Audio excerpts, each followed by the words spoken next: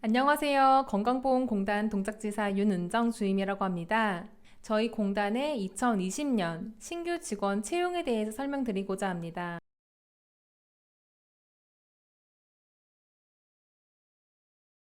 이제 막 세상과 만난 갓난아이부터 돌봄의 손길이 필요한 어르신까지 모두의 한결같은 바람은 바로 건강한 삶을 살아가는 것.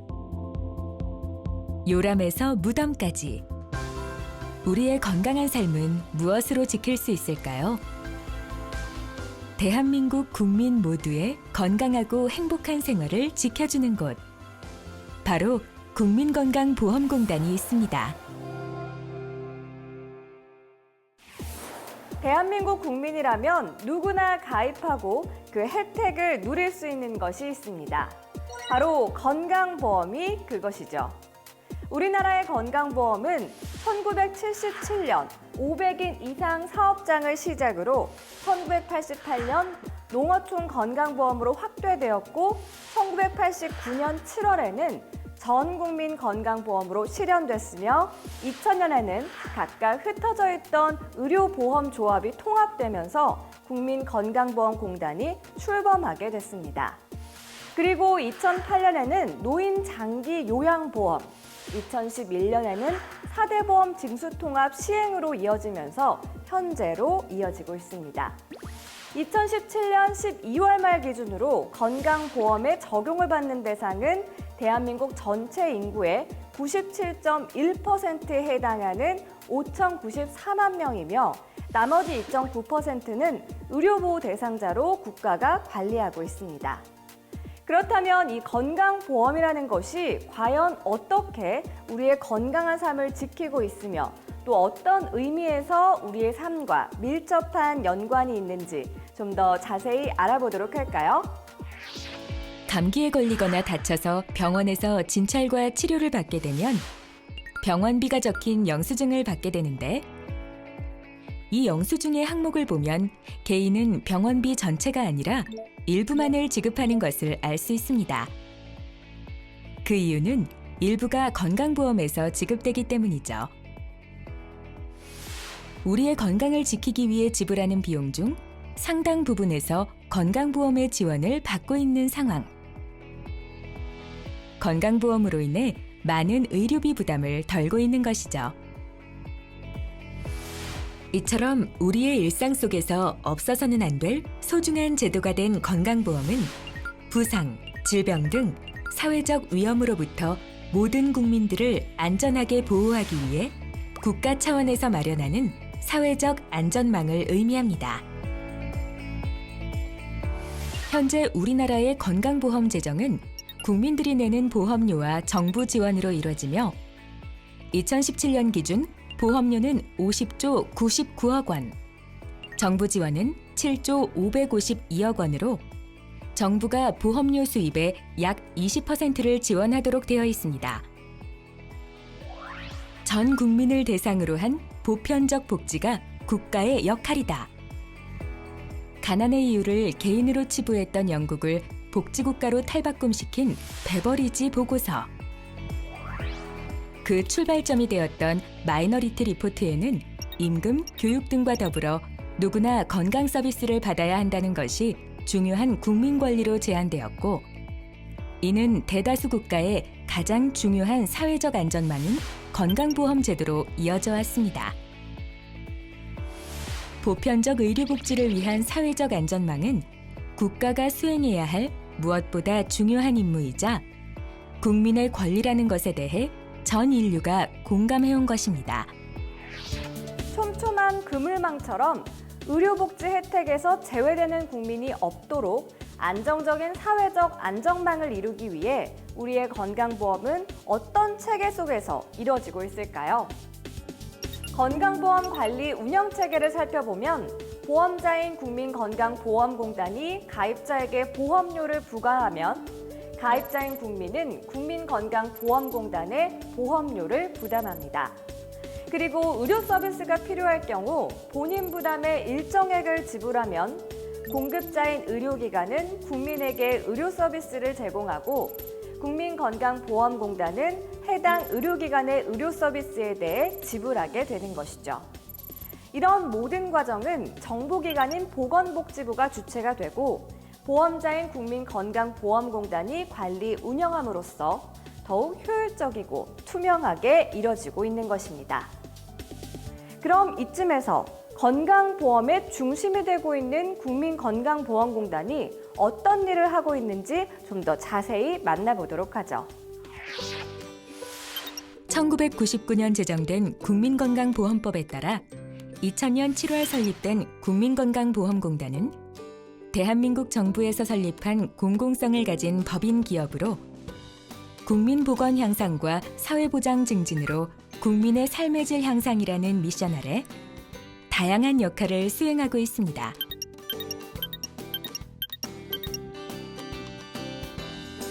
건강보험 적용 대상자를 파악하여 관리하는 자격관리 업무와 보험료를 산정하여 부담 대상과 방법을 정하고 징수하는 업무를 수행합니다. 2011년 1월부터는 유사, 중복성이 높은 보험료 징수 업무를 국민건강보험공단이 통합하여 운영하고 있습니다. 보험급여란 가입자 및 피부양자의 질병과 부상에 대한 예방, 진단, 치료, 재활, 출산, 사망 및 건강 증진에 대하여 법령이 정하는 바에 따라 현물 또는 현금의 형태로 제공하는 서비스로 국민건강보험공단에서는 요양기관과 수가계약을 체결하고 보험 원리에 따라 국민들이 필요할 때 지원해주며 요양기관 등이 청구한 각종 비용이 사실이나 관련법에 따라 정당하게 청구 지급되었는지를 확인합니다. 또한 질병의 사전 예방을 위한 건강검진 사업과 건강백세운동을 펼치는 동시에 건강관리, 건강증진센터도 운영하고 있으며 건강검진기관 평가를 통해 국민의 건강증진 향상에 집중하고 있습니다. 이와 더불어 고령이나 노인성 질환으로 혼자서는 일상생활을 영위하기 힘든 어르신들을 위해 장기요양보험을 통한 간호 및 보호 활동도 함께 진행하고 있습니다. 0세부터 100세까지 지속 가능하고 의료비 걱정 없는 건강보험. 건강수명 향상을 위한 전국민 맞춤형 건강관리. 노후의 삶의 질 향상을 위한 품격 높은 장기요양보험. 이에 더하여 국민건강보험공단은 한국형 건강보장제도를 글로벌 표준으로 만들어 세계를 선도하고 평생 건강, 국민 행복, 글로벌 건강보장 리더의 비전을 실현해 나가기 위해 모든 역량을 집중해 나가고 있습니다. 대한민국 국민으로 태어나는 순간부터 모든 국민은 건강보험제도의 혜택을 받게 되는데요. 우리나라 건강보험제도가 현재처럼 적용되기까지 걸린 기간은 12년이었습니다. 언뜻 숫자만 접했을 때는 긴 시간이 걸린 것 같지만 다른 나라와 비교했을 때는 놀라운 사실을 접하게 됩니다. 바로 복지 선진국가라고 하는 유럽의 대표적 나라들과 비교했을 때 엄청난 차이를 보이고 있다는 것이죠. 이런 빠른 도입 기간뿐만 아니라 한국 건강보험제도는 다른 나라와 비교해 많은 장점을 지니고 있습니다.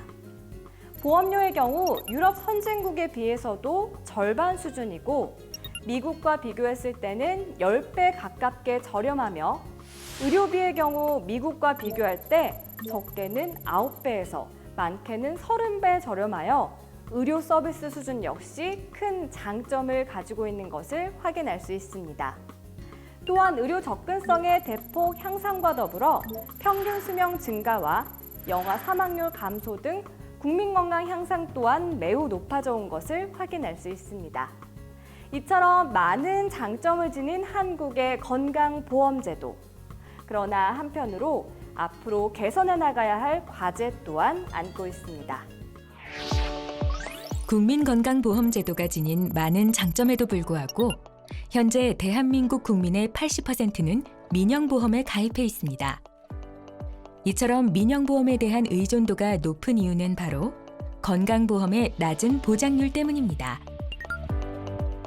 보장률이라는 것은 전체 의료비 중에서 국가의 건강보험이 실제로 책임져주는 부분이 얼마나 되는가를 나타내는 지표입니다. 현재 우리나라 건강보험 보장률은 62.6%. OECD 국가의 평균 80%에 비하면 낮은 수준으로 이것은 곧 국민들이 직접 의료비를 부담하는 비율이 높다는 것을 의미합니다. 공보험에서 보장해주지 못하는 부분을 해결하기 위해 민영보험에 의존할 수밖에 없는 상황인 것이죠.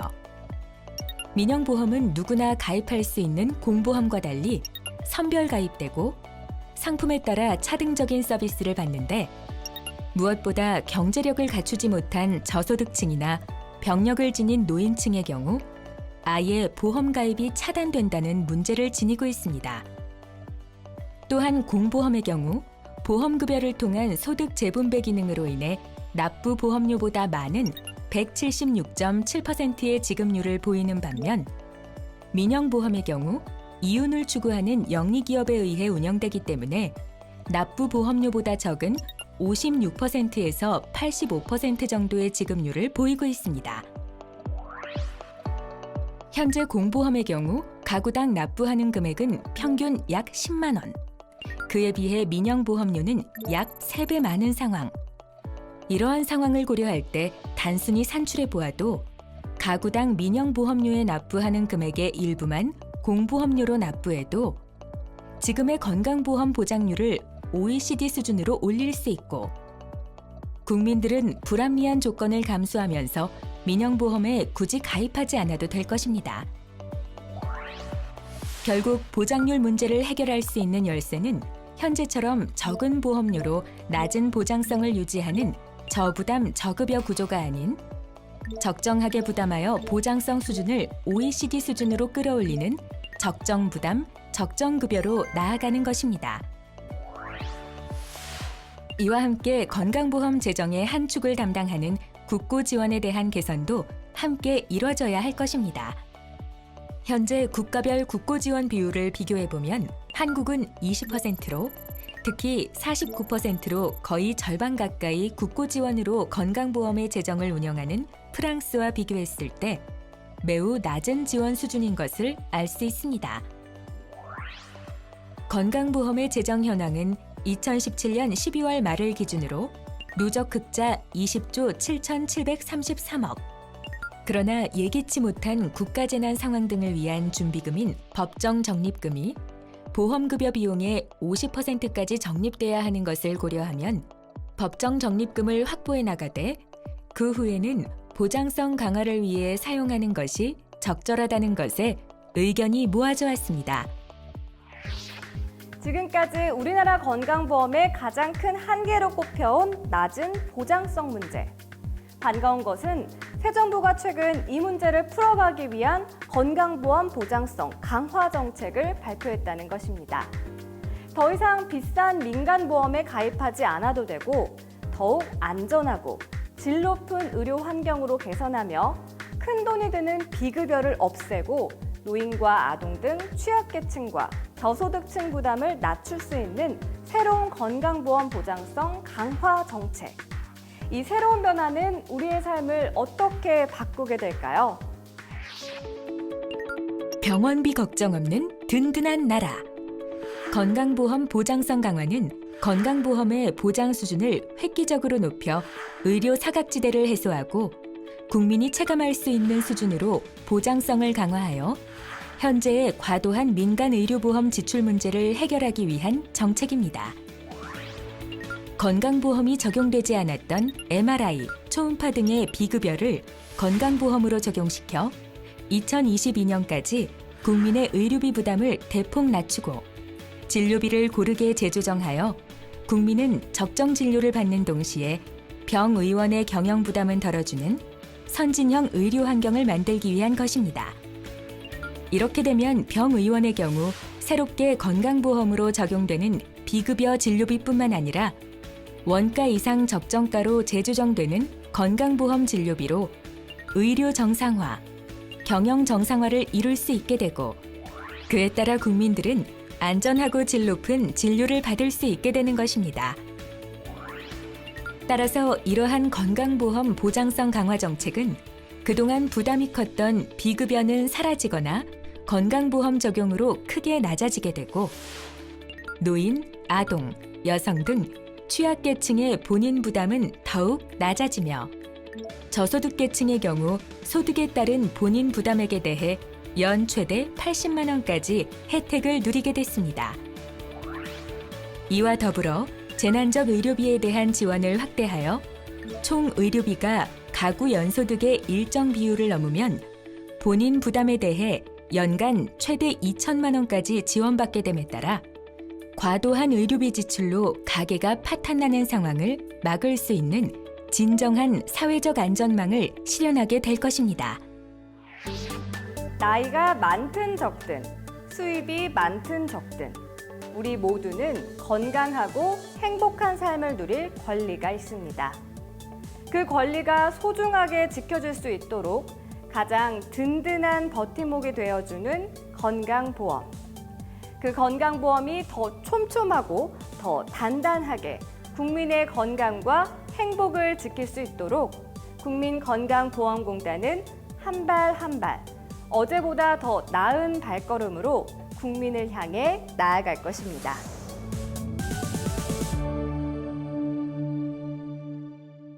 저는 공단 소개 및 주요 업무 NCS 기반의 블라인드 채용 순으로 설명드리도록 하겠습니다. 저희 국민건강보험공단은 국민의 질병의 위협에서 보호하는 국민건강보험과 노후의 편안한 삶을 보장하는 노인 장기요양보험으로 구성되어 있습니다. 직원들은 건강직, 행정직, 요양직, 전산직, 기술직으로 이루어져 있습니다. 전국에 178개 지사와 54개 출장소, 정원은 14,322명입니다. 저희 공단의 주요 업무로는 가입자의 자격관리와 보험료 부과, 4대 사회보험료 통합 징수, 급여비용 지급, 건강검진과 질병 예방, 노인 장기요양보험 인정조사 등이 있습니다.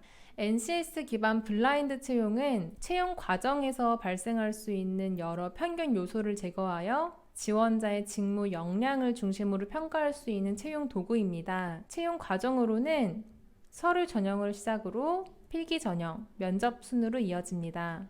응시 자격으로는 사실 블라인드 채용 가이드라인에 따라서 성별이나 학력, 나이 등의 제한은 없으나 직렬별로 자격 요건이 있습니다. 행정직은 공단 인턴, 공단 경력자 또는 어학성적 소지자가 되겠고요. 건강직은 간호사, 영양사, 방사선사, 요양직은 간호사, 사회복지사 등 자격증 소지자, 전산직은 정보처리기사, 정보통신기사 자격증 소지자가 되겠습니다. 기술직은 건축, 전기 등 기사 자격증 소지자네요. 우대사항도 있는데요. 우선 지역 인재, 강원 지역에서 최종 학력을 가진 분들입니다. 청년 인턴으로는 우리 공단뿐만 아니라 다른 공공기관에서 인턴 경력자입니다. 자격증으로는 커말 1등급, 한국사 1, 2, 3급 등이 되겠고요. 사회 형평적 채용으로 장애인분들이나 기초생활보장 수급권자분들을 우대해드립니다. 마지막으로 공단 근무 경력자인데요. 일산병원 건강증진센터뿐만 아니라 고객센터 근무 경력 갖고 계신 분들도 우대해드립니다. 서류 전형으로는 NCS 기반인데요. 직무를 수행하기 위한 지식, 기술, 태도 등을 체계화한 시험지입니다. 학교 교육과 직업교육, 경험, 경력, 자격증, 자기소개서 순으로 구성되어져 있고요. 이런 필요한 역량들을 좀 기술을 해주시면 되는 자소서라고 보시면 됩니다. 행정직 같은 경우는 이 NCS 기반 직종 분류표에서 대분류는 경영회계 사무로 분류되어 있고 그 밑으로는 기획사무, 마케팅, 고객관리로 분류가 되어 있습니다. 필기 전형도 마찬가지로 NCS 기반인데요. 직업 기초능력 평가 다음으로 법령에 대한 객관식 문제, 인성검사 순으로 이어집니다. 면접은 두 종류로 나뉘는데요. 우선 경험행동 면접인데 동아리 활동이나 직무 지식, 팀 프로젝트 등을 평가하는 면접입니다. 토론 면접으로는 공단 관련 주제를 주어드리고 토론 과정을 관찰하는 면접이라고 볼 수 있습니다. 면접 전형을 통해서 직무 전문성, 활동 경험을 얼마나 잘 정리를 해내는지, 개별 피드백으로는 발음, 설명, 언어 표현, 속도 등이 적절한지, 그리고 무엇보다 자신감 있는 인재인지를 판별해낸다고 볼 수 있습니다. 저희 2020년 채용 계획은 약 800명으로 예정되어 있고요. 참고로 작년 하반기 신규 채용 경쟁률의 경우에는 196명 모집에 14,000여 명이 지원해 주셔서 72대 1로 나왔습니다. 네, 지금부터는 저의 건강보험공단 입사기를 설명드리도록 하겠습니다. 저는 18년 상반기에 입사를 해서 지금 약 2년간 동작지사에서 근무를 하고 있습니다. 전형별 수기와 입사 후의 삶 순으로 말씀드리겠습니다. 일단 제가 건강보험공단에 입사하기로 마음먹었을 당시에 상황을 조금 설명드리려고 해요. 네, 저는 이직자입니다. 건강보험공단에는 유독 이직자가 좀 많고 제 동기들 중에서도 상당수가 이직자였습니다. 사실 이직을 하는 사람들은 근무 경력이 있다 보니까 대학을 졸업하고 바로 지원을 하시는 분들 대비 강점과 약점이 명확하다고 생각을 해요. 그래서 그분들이 어떤 강점을 좀 강조하는지를 알고 계셔야 전략적으로 좀 면접을 준비하실 수 있다고 생각을 해요. 그 다음 취업은 심리전. 절대 일희일비하시면 안 되고요. 어떠한 정보나 말들에도 좀 의연해지는 태도가 필요한 것 같습니다. 저는 15년 상반기에 공공기관 준비를 해서 입사를 했었고 이번 건강보험은 18년 상반기에 준비를 했었는데요. 두 번의 취업 준비 다 공공기관을 목표로 해서 취업 준비를 했었어요. 정말 공공기관은 유독 지원자들이 좀 많다 보니까 여러 가지 정보들을 좀 휘둘리기가 쉽고 그 다음에 저보다 더 나은 능력을 가진 준비생들만 사실 눈에 보이잖아요. 그래서 기죽기가 쉬운데 정말 자신감을 갖고 일일비 안 하셨으면 좋겠어요. 그리고 이건 꿀팁인데 저는 최종 면접장에서는 늘 2NE1에 내가 제일 잘 나가를 들었습니다. 이게 저의 자신감, 면접장에서의 자신감 향상 좀 비법이에요. 그 다음에 건보는 유독 장수생이 많아요. 저도 취업 스터디 모집하면서 알게 됐는데 기본으로 한 번, 두 번 떨어지신 분들이 계시고 그 다음에 뭐 3년, 4년 동안 준비하시는 분들도 많으시더라고요.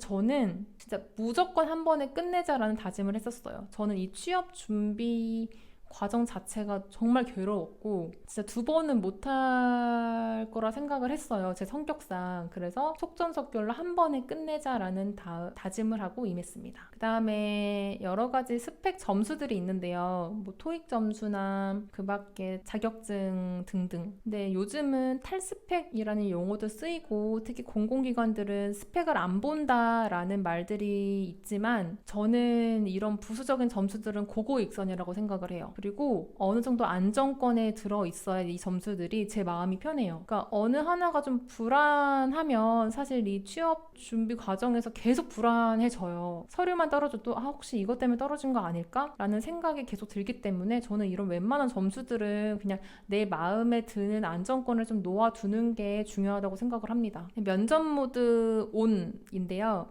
사실 그 면접 전형 자체가 가장 마지막 전형이고 필기 합격 발표를 하고 나서 길어야 한 2주 정도 있다가 면접을 보러 가실 거예요. 그럼 이 면접 준비는 이 2주간만 하시는 게 아니고 사실 서류 넣기 전부터 먼저 면접을 준비하셔야 돼요. 왜냐면 사실 서류나 필기에서 떨어지는 것보다 면접에서 떨어지는 게 마음이 가장 아프잖아요. 그래서 면접은 가시면 무조건 붙으셔야 돼요. 근데 그러려면은 그 취업 준비 과정 전반에 걸쳐서 늘 면접 모드로 사셔야 돼요. 저는 저에게 벼랑간 즉흥적으로 어떤 질문을 던지고 그거를 좀 조리 있게 말을 하는 훈련을 계속 했었어요. 뭐 걸어갈 때나 뭐 화장실을 갈 때나 아침에 일어날 때는 자기 전이나 늘 그런 훈련을 했었기 때문에 면접 때 좀 많은 도움이 됐었어요. 그 다음에 면접 스터디는 이따가도 말씀드리겠지만 정말 필수입니다. 그 다음에 건보는 유독 취업 정보가 너무 많아요. 그 건보 전용 네이버 카페, 취업 카페 이런 게 다른 전업 회사들보다 훨씬 크고 그 다음에 아무래도 채용 인원이 조금 다른 기관 대비 많다 보니까 정보가 많이 유통이 되고 너무 시시콜콜한 정보까지도 있더라고요. 막 오픈 카톡방 열려서 실시간으로 막 정보를 주고받기도 하시고. 근데 저는 웬만하면 이런 거에 너무 몰입을 안 하셨으면 좋겠어요. 왜냐면 휘둘리기가 쉽고, 그리고 이런 시시콜콜한 정보까지 너무 수집을 해버리면은 제 색깔을 잃기가 쉬워요. 그러니까 저만의 조금 특색을 계속 살려두셔야 되는 건데, 이런 정보를 너무 흡수하시면 그게 어렵죠.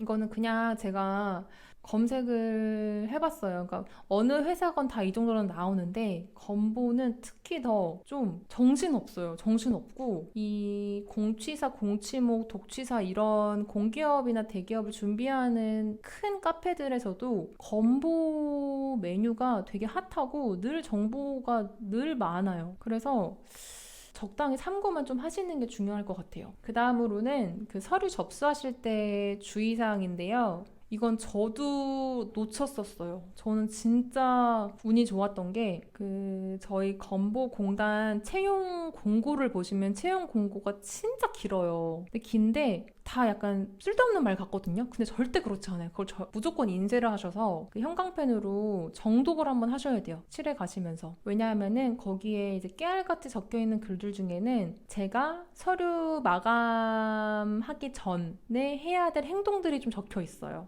저 때는 바뀌었을 수도 있지만 서류 제출 전에 각종 증명서들을 미리 받아두라라는 말이 명기되어 있었어요. 근데 저는 그거를 보지 못했고 전혀 신경을 못 썼죠. 왜냐면 이제 대부분의 다른 기업들은 최종 합격까지 한 다음에 증빙물들을 제출하라고 해요. 그래서 사실 이 증빙서들은 나중에 뭐 면접 보고 나서 뽑아도 상관없거든요. 근데 건보공단은 제출 전에 발급 일자가 찍혀있는 증빙물이어야 되더라고요. 저는 이걸 몰랐고 너무나 다행히도 전에 발급받아놨던 이제 증명서들이 있더라고요. 그래서 그거를 모아서 제출을 했는데 거기 적혀있는 내용이 뭐냐면 공고에 만약에 이를 지키지 못했을 때는 뭐 불이익이 있을 수 있음 이렇게 적혀 있어요. 그래서 만약에 나와 동점인 사람이 있을 때 서류 마감일 전 이제 이런 규칙을 잘 지킨 분을 뽑으시겠죠. 꼭 이런 거는 잘 지키셔야 돼요. 이런 것 때문에 떨어지실 수도 있는 거니까. 그래서 공고문은 꼭 인쇄를 해서 정독을 하시는 게 중요합니다. 이제 필기인데요. 아시겠지만 저희 건보는 전공 시험이 없어요. 오직 NCS로만 승부를 보는 채용이기 때문에 사실 뭐 NCS 고수 경진대회라고 불릴 만큼 고수분들이 많이 몰려요. 그리고 특히 서울, 강원 지역 같은 경우는 또 커트라인이 좀 높다고 해요. 그래서 무조건 고득점을 받으시는 게 중요한데요. 저는 고득점을 받기 위해 저는 사실 회사를 다니면 준비를 했기 때문에 시간이 정말 모자랐어요. 그래서 무조건 전략적으로 접근을 하자. 이 NCS 고득점을 받기 위해서. 그러려면은 적을 알아야 나를 안다. 이 시험지를 분석했어요. 이 시험지를 가만히 보니까 시간만 많으면 중학생들도 풀 수 있는 정도의 난이도인데 그렇다고 시간을 무한정 줬다 하더라도 만점은 안 나오더라고요. 아, 이거는 정확도와 속도의 싸움이다 라는 생각을 들었어요. 그래서 정확도와 속도는 사실 되게 상충되거든요. 각각을 동시에 높일 수는 없다고 생각을 했어요. 그래서 정확도를 높이는 훈련, 속도를 높이는 훈련을 따로따로 했어요. 보시면 일단 정확도를 높이기 위해서는 시간 제한을 두지 말고 그냥 정확하게 풀어요. 시간 제한을 안 두고 그럼 막 1시간도 걸리고 1시간 반도 걸려요. 그렇게 채점을 해보면 46점이 나와요. 50점 만점이에요. 그 다음에는 시간 제한을 두고 무조건 속도만 높이는 훈련을 해요. 그렇게 하면은 많이 틀리죠. 36점 정도 나오더라고요. 이렇게 양쪽을 계속 번갈아 가면서 하면서 오답 노트를 다 해요. 오답 노트를 작성을 할 때는 이 해답을 적는 게 아니라 내가 왜 이 문제를 틀렸는지를 적어요. 보통은 사실 NCS는 이 문제를 이해를 못해서 틀렸다기보다 저의 고질적인 습관이라든지 그 그러니까 문제를 접근하는 약간 저의 그 습관? 이런 것 때문에 틀리는 경우가 많더라고요, 저는. 그래서 그런 것들을 적는 오답 노트를 계속 반복해서 작성을 했고요. 그렇게 좀 어느 정도 경지에 올라왔다라고 하면 이 두 가지를 병행, 합치는 훈련을 해요. 시간 제한을 두고 풀어요. 그러면 저는 40점 정도가 나오더라고요. 이렇게 훈련을 하다 보면은 40점이 41점이 되고 한 42점이 되고 43점 정도가 저는 나왔어요. 이렇게 되면은 시험장에 들어갔을 때는 한 41, 2점 정도가 되겠다라는 저는 분석을 나름 하고 했고 정확하게 그래서 점수가 나왔었어요. 그 다음에 권수 늘리기보단 어려운 책 한 권 반복.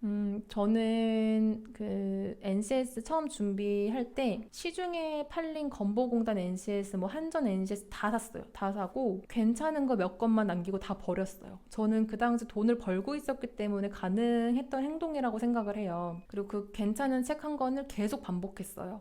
이상한 문제집 여러 개 푸는 것보다는 괜찮은 문제집 한 권을 계속 반복하는 게 저에게는 굉장히 효과가 좋았습니다.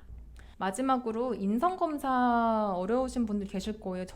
제가 그랬어요. 인성검사는 그냥 되게 준비도 안 하시는 분들이 대부분이고 그 다음에 시험장에서도 막 10분 만에 풀고 막 주무시는 분들도 계세요. 저는 이게 어려웠던 이유가 사실 인성검사가 인성이 훌륭한 사람을 뽑는 게 아니고 얼마나 일관되고 신빙성 높은 답변을 하는지를 보신다고 해요. 그러면 인성검사에서 예를 들면은 호기심이 많다, 나는 뭐 번지점프를 좋아한다, 뭐 몰랐던 길로 돌아간다, 기계를 분해해 본 적이 없다, 이런 것들이 사실 공통된 문장일 수 있어요. 내가 얼마나 도전정신이 있고 호기심이 많은지를 시험하는. 근데 거기서 계속 yes, yes, yes, yes 하거나 no, no, no, no 해야 되지 yes, no, yes, no 하면은 이게 일관성이 무너지는 거예요. 근데 저는 개인적으로 성격 자체가 그런 게 좀 어려웠어요. 이럴 땐 이런 거 같고 저럴 땐 저런 거 같고. 이런 분들 같은 경우는 차라리 그냥 컨셉을 잡고 하세요. 그러니까 나는 도전적이고 외향적이고 꼼꼼한 스타일이야 라고 컨셉을 잡고 차라리 거기에 맞춰서 인성을 풀어나가시는 게 일관성을 높이는 데는 저는 그냥 팁이라고 생각을 합니다. 이제 면접인데요. 면접까지 오셨으면 이제 무조건 붙으셔야 돼요. 왜냐면 면접에서 떨어지는 것보다 슬픈 것은 없습니다. 면접에서 저는 보여드리고 싶었던 게 함께 일하고 싶은 사람? 그러니까 건보에 실제로 입사를 하고 나서 더 느끼는 건데요. 모든 분들이 다 같이 하고 협력하고 좀 늦더라도 함께 가고 이런 좀 인재상을 추구하시고 다 그러신 느낌이 강하게 들었어요. 그래서 더더욱 그 잠깐의 면접 한 15분에서 20분 사이의 면접 과정이지만 함께 일하고 싶은 사람의 면모를 보여드리는 게 저는 중요하다고 생각을 했어요. 그러기 위해서 또 전략을 짰죠. 전략이라는 게 가식으로 무언가를 보여드린다라기보다 내가 가지고 있는 이런 면모를 좀 효율적으로 잘 전달드리기 위한 훈련을 했다고 봐주시면 좋겠어요. 일단은 면접도 하나의 논술이라고 하더라고요. 구두 논술. 얼마나 간결하게 두 갈식으로 요약을 잘 해내는지를 보신대요. 그러니까 장황한 에피소드를 한 문장으로 요약해내는 능력 자체가 일머리라고 보는 분들도 계시더라고요. 그러려면은 아까 자소서 때도 말씀드렸지만 무조건 두 갈식으로 말씀을 하시는 게 중요해요. 그러니까 내가 하고 싶은 말이 싼더미지만 그거를 하나의 문장으로 압축을 해서 제안을 먼저 던지는 거. 그 다음에 필요한 말들은 두세 문장 정도 뒤에 붙이는 게 중요해요. 그러기 위해서는 한 10초 정도 자르는 연습이 필요해요. 답변 시간이 길지가 않고 면접관분들 앞에 이렇게 종이 있는데요. 좀만 답변이 늘어진다 싶으면 그 종을 가차없이 누르세요. 근데 그 종이 한번 눌림을 당해지면 기가 죽어서 그 다음 답변들도 사실 다 말릴 수가 있어요. 그래서 연습을 하실 때 10초 내로 내가 하고자 하는 말을 명확하게 하는지를 테스트를 계속 하시면 좋습니다. 그 다음에 저는 이게 굉장히 도움이 많이 됐던 방법인데요. 나만의 에피소드 카드를 만드시는 걸 추천드려요. 이게 뭐냐면 사실 건강보험공단 면접에서 주로 하는 질문 유형이라는 게 없고 전혀 예상치 못한 질문들도 주어지기도 하고 뭐 3분 자기소개를 시키는 방도 있고 안 시키는 방도 있고 그러니까 되게 그 기준이 없어요. 그래서 준비를 할 때 되게 어려웠는데 저는 이 유형을 몇 가지로 나눠봤었어요. 문제 해결 역량, 뭐 관계 역량, 그다음에 분석 역량 등으로 좀 유형을 쪼개서 거기에 맞는 나의 에피소드들을 정리한 카드를 들고 다녔어요. 왜냐면 면접에서는 사실 내가 하고 싶은 말이 있는데 그거를 못하고 나왔을 때에 이제 아쉬움이 있잖아요. 그래서 그거를 미연에 방지하고자 내가 가진 좋은 에피소드들을 잘 정리를 해둬서 걔를 좀 외우는 거죠. 외우는 연습을 많이 했어요. 그래야 즉흥적으로 내가 어떤 질문을 받더라도 준비된 자세로 대답을 할 수가 있었어요. 그 다음에 중요한 거는 이 선착순 답변인데요. 그 면접 준비하시면 스터디원들도 많이 알려주겠지만 그 지정해서 질문을 주시는 경우도 있지만 질문을 먼저 던지시고 대답할 사람 있으면 하세요라고 하는 경우도 있어요. 정확한 답변이 없으면 그냥 가만히 계시는 게 좋아요. 그러니까 내가 적극적인 면모를 보여드려야겠다라는 일념 하에 막 다 손드시게 되면은 사실 정확한 답변을 하게 되면은 좀 모르겠지만 엉뚱한 답변을 한다거나 좀 다른 얘기를 하시면 다른 지원자분들이 말할 수 있는 기회를 뺏는 거잖아요. 저는 그 모습이 결코 좋아 보이지가 않는다고 생각을 해요. 그래서 내가 잘 말할 수 있을 때만 손을 드시길. 그 다음에 2초 호흡부 답변인데요. 사실 이 면접 자체가 뭐 즉흥적으로 말하는 것보다는 외워가시는 분들도 많으세요. 저도 사실 이 에피소드 카드라는 것 자체가 어느 정도 외운 상태에서 가는 거잖아요. 근데 외운 거를 너무 티내지 않으려면은 조금 호흡을 가다듬으시면서 말씀을 하시는 훈련이 필요한 것 같아요. 그러니까 질문을 받자마자 막 쏟아내시는 분들 계세요. 그러면은 듣는 이도 조금 부담스러울 수 있고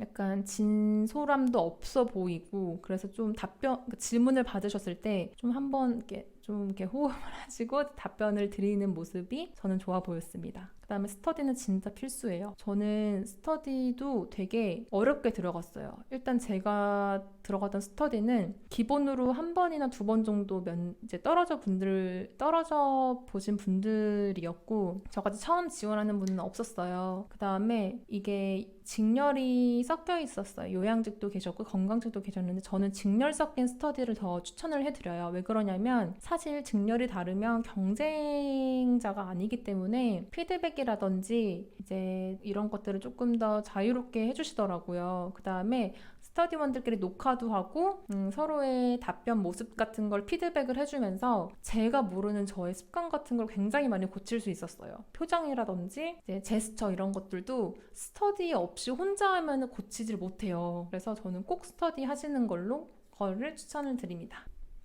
제가 면접 때 받았던 질문인데요. 남들은 지키지 않는데 굳이 지킨 원칙이 있는지, 당신의 일이 아닌데 굳이 나서서 참견한 적이 있는지, 해결하기 어려웠던 상황과 해결 방법은? 보시면 조금 어렵지 않아요? 저는 이 굳이라는 단어도 그렇고 되게 어려웠어요. 그래서 저는 그때 저희 방에 4분, 5분 들어갔었는데 근데 저는 저만 붙던가 저만 떨어지던가 이런 생각을 했었어요. 왜냐하면 이렇게 다 공통적으로 받은 질문이에요. 그런데 답변이 저만 좀 조직생활 위주로 말씀을 드렸었어요. 그러니까 조직생활이라는 게 관계 속에서의 약간 에피소드들을 저는 계속 이제 말씀을 드렸고 나머지 분들은 조금 관계라기보다 본인의 업무 능력, 그 다음에 내가 이러한 상황에서 이러한 업무 매뉴얼을 만들어서 이렇게 해결을 했다. 그러니까 본인만의 조금 태도나 생각을 말씀드리는 경우가 많았어요. 그래서 저는 저만 조금 튀었다고 생각을 했어요. 너무 관계 위주로 말을 하는 게 아닌가?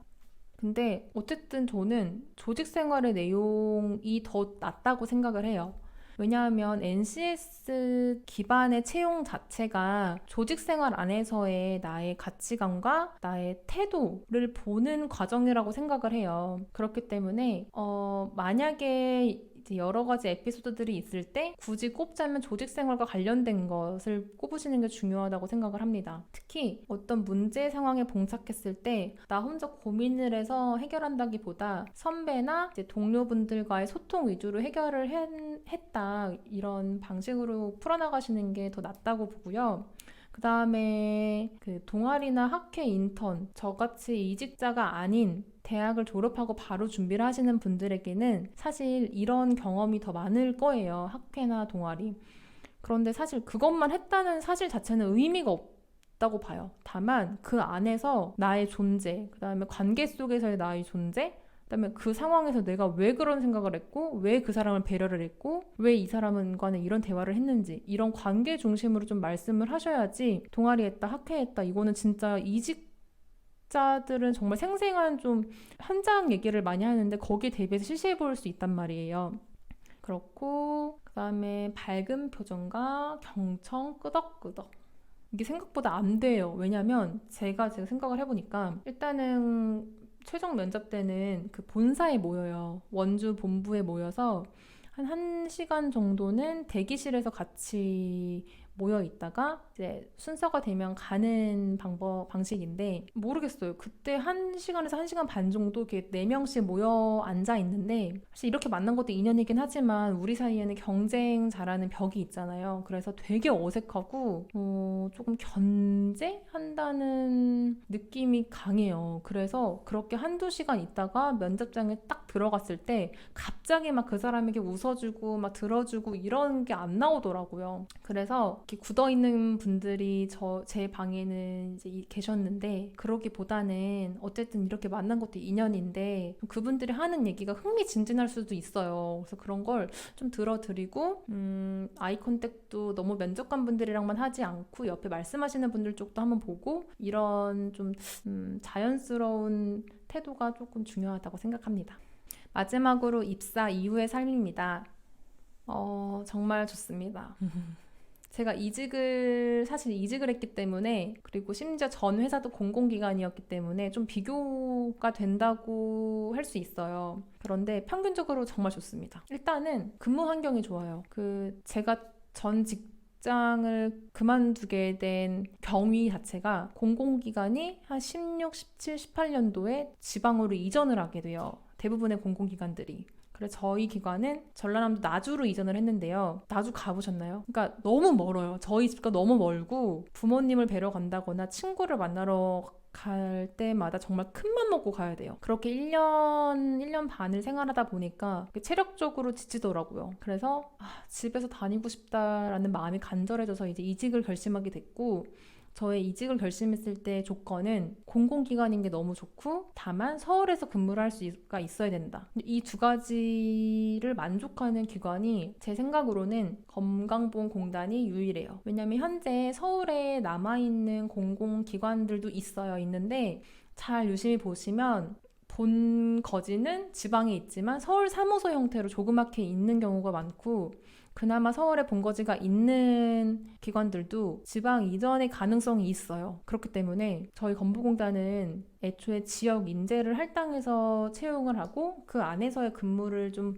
배려를 해주시는 게 있어요. 그 다음에 지사가 좀 워낙 많다 보니까 웬만하면 집에서 가까운 지사로의 출퇴근이 가능하다는 점이 정말 제가 느끼기에는 이제 공공기관에서는 가장 최고의 근무 환경이 아닐까 싶습니다. 물론 본사가 원주로 가긴 했지만 저는 이 태백산맥 기준으로 영서지방은 수도권이라고 생각을 해요. 그렇기 때문에 원주 괜찮다고 생각합니다. 그 다음은 이제 워라밸인데요. 저는 이직을 하고 나서 삶의 질이 월등히 좀 올라갔어요. 그러니까 이 삶의 질이라는 것은 저녁이 있는 삶을 의미한다고 생각해요. 저녁 시간이 굉장히 길어졌고 그 다음에 사실 저희 공단 취업 카페나 그다음 잡플래닛 같은 이제 회사들을 평가하는 이런 커뮤니티 같은 데를 보면 저희 공단이 워라밸은 좋지만 월급이 너무 낮아서 너무 낮다라는 막 평가들이 되게 많아요. 근데 저는 그렇게 높지도 낮지도 않다라고 생각을 해요. 그러니까 삶의 질이 이렇게 월등히 높아졌는데 거기다가 정말 더 많은 월급을 바라는 것도 저는 욕심이라는 생각도 들고 그리고 그렇게 낮지도 않거든요. 그 업무량 대비. 물론 이거는 다 지금 2년차 저의 신입의 객관적인 의견이기 때문에 좀 감안을 해주셔야 됩니다. 이제 마지막으로 업무 측면인데요. 사실 이 공단 특성이 민원을 응대하는 업무가 주잖아요. 그래서 힘들어요. 저는 입사하고 바로 민원실에서 1년 반 동안 근무를 했었는데 진짜 너무 힘들었어요. 힘든 게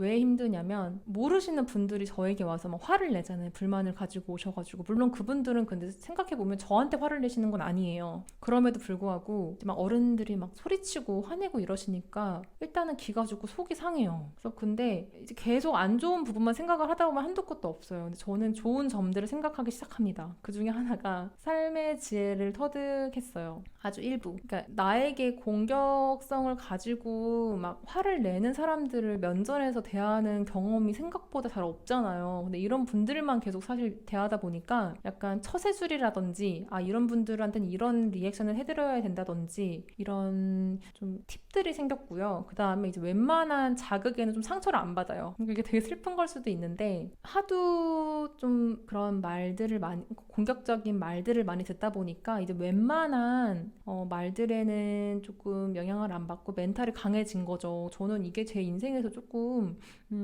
좋은 작용을 한다고 생각을 해요. 그 전에는 되게 일희일비하고 작은 거에서 상처받고 이런 게 조금 있었는데 그게 많이 고쳐졌어요. 그 다음에 이건 지사 기준인데요. 6시에 업무가 마감이 돼요. 그 말이 뭐냐면 다음날 새로운 기분으로 출근을 할 수가 있어요. 왜 저의 전 직장도 그러하고 이제 다른 일반적인 직장도 그러하겠지만 연간의 스케줄이 있잖아요. 그리고 주별, 월별, 분기별, 뭐 연간별, 기획 단계, 뭐 추진 단계, 보고 단계 이렇게 1년의 과정이 길어요. 호흡이 길어요. 그렇기 때문에 저는 전 직장을 다녔을 때 잠을 잘 못 잤어요. 내일 할 거, 다음 달 할 거, 그 다음 달엔 또 보고 드려야 되는데 이런 생각들 때문에 조금 스트레스가 많았었는데 이 건강보험공단 지사 기준으로 말씀드리면 물론 업무량이 많지만 그 6시 안에 업무가 좀 끝나는 편이고 다음날 새로운 기분으로 출근을 할 수 있다는 게 저한테는 처음에 굉장히 특이하게 느껴졌지만 지금 굉장히 장점으로 다가오고 있습니다. 왜냐면 그 전날 민원인 분들한테 막 상처받고 이러는 경우도 있는데 그걸 싹 잊고 다음날 새로운 마음으로 출근할 수 있다는 게 참 좋더라고요. 그 다음에 저희 공단 규모가 워낙 크다 보니까 사내에서도 다양한 업무로의 순환도 가능하고 좀 리프레시 될 수 있는 시기들이 온다는 것도 장점인 것 같습니다. 지금까지 저의 입사 수기였습니다. 아마 이 영상을 보시는 분들은 저희 공단 입사를 준비하고 계신 분들인 것 같은데요. 사실 취업 준비 과정 자체가 많이 힘들잖아요. 스트레스 받는 일밖에는 안 일어나고 사실 된다는 보장도 없는 과정에서 계속 무언가를 해야 되고 그런데 저는 긍정적으로 좀 생각하는 마인드가 가장 중요하다고 생각을 해요. 맛있는 음식도 많이 드시고 좋은 노래도 많이 들으시고 이게 진짜 마인드 컨트롤 싸움이라고 생각을 해요. 누가 이제 스트레스 관리를 잘 하면서 버텨왔는지에 대한 결과라고 생각을 하기 때문에 너무 스트레스 받지 마시고 힘내셨으면 좋겠습니다. 감사합니다.